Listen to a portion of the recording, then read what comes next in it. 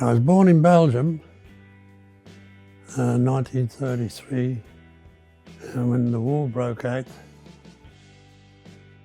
I was one of five. I had two brothers and two sisters, mum and dad, and mum was English. And she said, right, we're going to try to get to England. And we walked from where we lived. Mechelen was the name of the place. It's a city between Brussels and Antwerp. And we walked from there to Dunkirk, the same day as the Germans got to Dunkirk. We had to turn around and walk all the way back again. Then we got stuck. We landed up in Christchurch in England. And I was there for quite a while. And I was 14. We'd just come over from Belgium then, so I had about 8 months of schooling, if that. And I was back to work then. And hello you, what do you call that? Foreign language, you know. But I enjoyed it.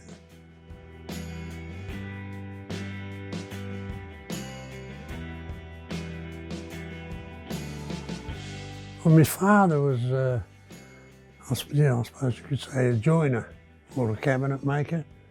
So I've always been interested in wood. There wasn't much of a lathe, but I like laminating stuff, gluing it together. It's so much stronger.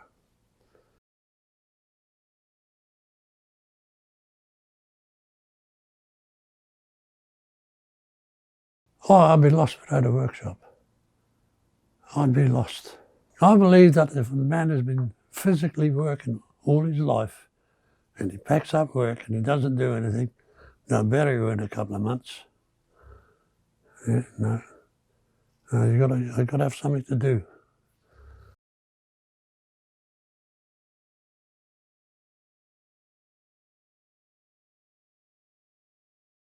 Not very much, personally, because people are not interested. I've had young people trying to teach them, and they're not interested unless they can press a button. Because I worked at St. Peter's School helping out in the classrooms there. On the average, I saw, the time I was there about 5 years actually, the girls were more interested in qualifying and doing woodwork than the boys were. The boys were only interested in playing around. Yeah, it surprised me. Because there was one girl there and I said to the teacher, I said, she's going to be the top notch. She said, I know. And she was in the end. She'd listen, right, and do it. She was good.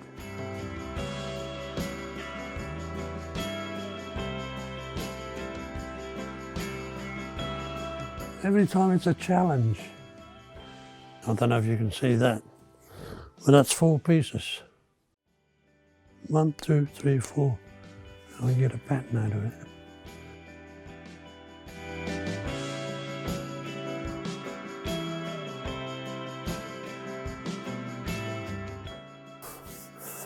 This is for a table that's over there. I've tried square ones, didn't like it. I tried tree trunks, didn't like it. So I made these, I laminate them. And one thing with laminating is it does not move. But the edges there, I veneered that and I veneered that. That is what they're called Totra burr. There's one piece, there's that piece. Of course, with the short pieces, it doesn't matter if I'm on an angle. You know, it's got to be cut, because if I do it in one, I've got to have a piece that wide, from there to there, that wide. If I do it in one piece, because they get the angle. So I can put it in short bits. If it's a lot of, say I got 4 or 5 layers, you make sure that you've got a joint there. The next one is not the joint there, you put it there. Never put your joints on top of one another. There's still a bit of work to be done on this. Now I made it so you can have what they call a dried arrangement, artificial flowers. People are under the impression you can put water in timber. You can't. If you have 20 coats of varnish, sooner or later it'll go through. So I've got that plug in there, oops, and drop it right. That's it. Put that in there. You can have flour sticking out, or you can have it just with the lid on.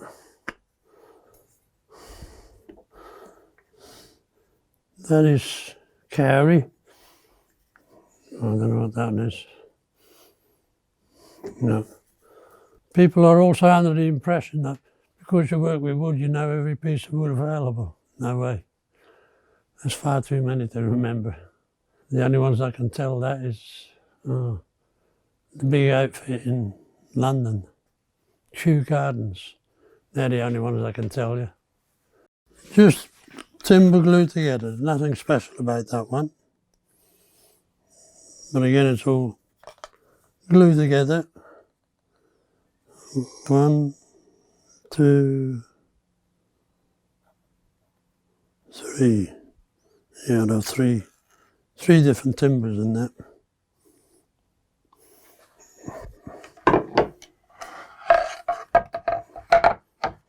These are a bit different. That is like that. Now, how it starts, I'll show you on this because you can't explain it. You must have an odd number.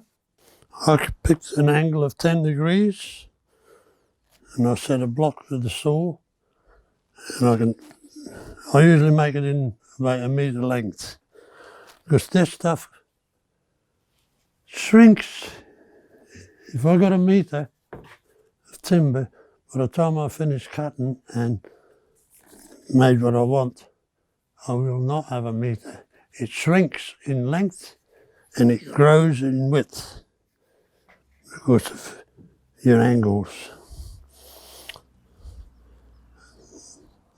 I'll take that, they all cut in on 10 millimetres wide, and every other one you flip over and you glue them together, and that's your first pattern. Now I cut through that one, I get that pattern. I cut through that one, and I get that pattern. And it's hard to believe that these little squares with that middle line there one day. Now it is in the book, if I have 5, I've only got 1, 2, 3, 4, 5. And you do it 5 times, you can get 22,000 different patterns. That one again is all laminated by what I've just been demonstrated on this stuff. How many hours? I wouldn't have a clue. The front is the same as the back. These are cut in what we call pie crust. Now to get it to fit in the middle, you can move it backwards and forwards. But I can't do that because I'll lose my pattern here. I can't move it backwards. That's why there's a ring inside there.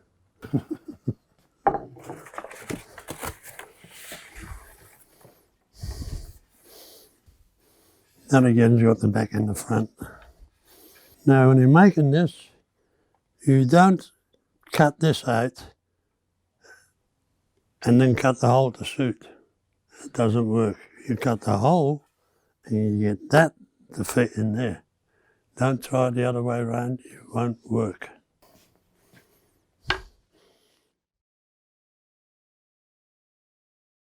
This is not so much laminating, it's veneer work. Except for the main carcass, that is MDF glued together, and a bit of mahogany there, but the rest is removed, the veneer. Because say I had 50 divisions around here, 50, I'm supposed to have the same down there. I got halfway and I thought, something's wrong, my angle is changing. I counted up again, I only had 48. So it would never have matched. So strip it all off and start again. That is out of one piece of wood. And what you can see there, I can flip it over and you'll have the same thing. That's kauri, and this is mahogany. It's not one you do at high speed, you know, when it's, if that's your centre, because it's flying around like that. So it's not going very fast on the lathe. But I think this would be my favourite. This one, I haven't got the other one, is a dog. But this one's a pig. And at the craft fair, people say, oh, but you can't use that. Why not? It's too nice. I said, the next one that tells me that, I'm going to throw it on the floor and jump all over it. I said, use the back. These are wig stands. Not fancy about it, but sky's the limit. I've decided to make a flower on the bottom of it. There's one coat of paint on it, and then I've stippled it to make it look like bird's eye maple or something like that. Most people say, oh, where did you get that timber from? I say, out of a paintbrush. That's red cedar, that's growing over here. That I think is Rimu or kauri. I think it's over eight years or something. We made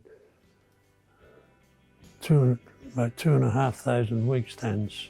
That's with the Cambridge Club and the Hamilton Club. It's a job that will never stop.